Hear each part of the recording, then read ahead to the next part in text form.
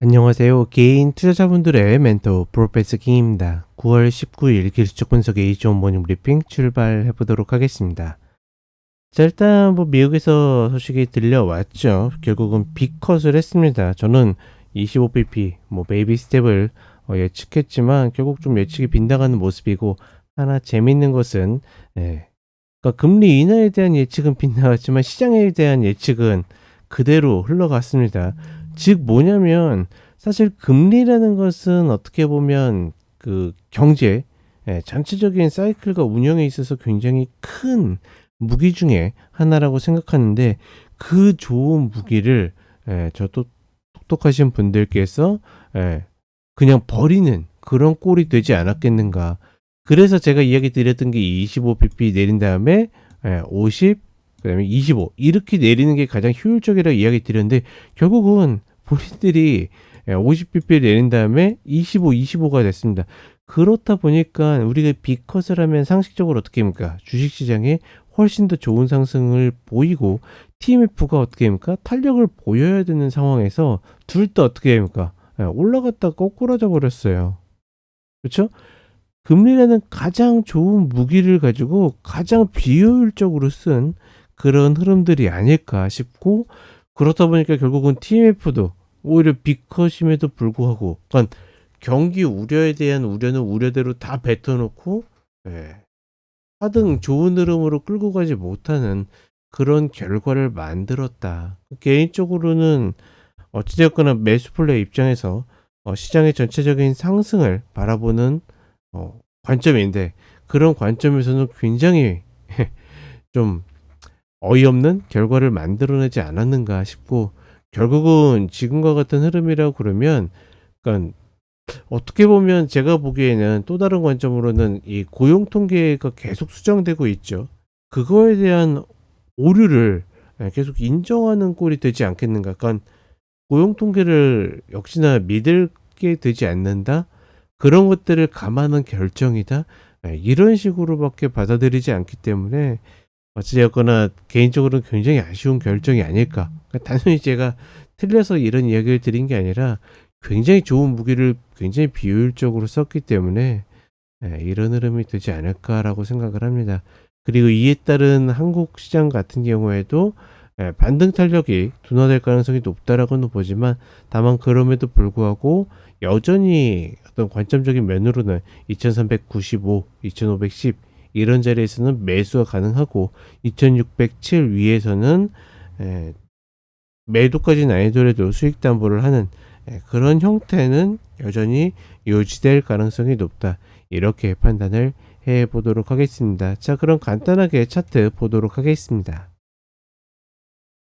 자, 나스닥 선물 30분 흐름인데, 결국은 가장 재밌는 게 뭐냐면, 눈치 싸움이 굉장히 치열했었던 흐름 뒤에 나온 소식이긴 하지만, 보시게 되면 어떻게 됩니까? 변동성이 그렇게 일어나지 않았어요. 예. 그렇다라는 것은 매수와 매도가 굉장히 팽팽하게 움직이고 있다라고 볼 수도 있겠지만,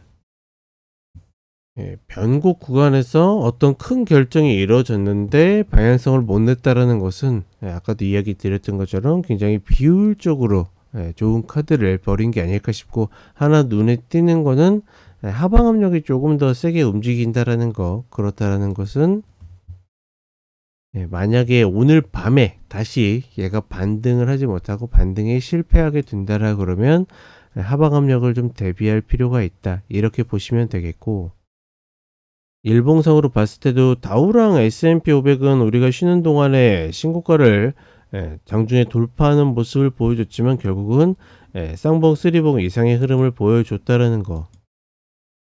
그리고 나스닥의 흐름도 결국은 수렴하는 형태의 흐름에서 크게 벗어나지 못했다라는 거. 이런 것들을 봤을 때는 다시 120평을 테스트하는 그런 흐름이 나올 가능성이 높지 않겠는가, 그렇게 보고 있고, B컷임에도 불구하고 TMF가 이렇게 내려왔다라는 것은 이 이후에 점도표가 워낙 진하게 찍혔기 때문에 이런 모습들이 있다. 전반적으로 코멘트 자체가 고용 시장이 굉장히 빠르게 식고 있고 이것들이 경기 침체를 유발할 수 있는 가능성에 대해서 이야기해 주고 있지만 그게 진짜 영향을 미쳤다라고 그러면 이렇게 빠질 이유까지는 없었겠죠. 이런 흐름들을 보게 되면 결국은 고용 쪽은 우리가 보이는 것보다 신뢰도가 좀 더 떨어지는 것이 아닐까 싶고, 다만 그렇다라고 해서 TMF 갖고 계신 분들이 고민할 필요는 없습니다. 걱정할 필요도 없고 여전히 어디를 찍든지 우상향에 대한 흐름은 계속 나올 것이다. 다만 이제 뒤가 좀 정해져 있는 흐름이기 때문에 속도에 관한 흐름들은 아마 제가 봤을 때는 실질적으로 금리에 대한 어떤 변화보다는 고용 통계 자체가 키를 쥐고 있을 가능성이 좀 더 높다. 이렇게 판단을 해 보겠습니다.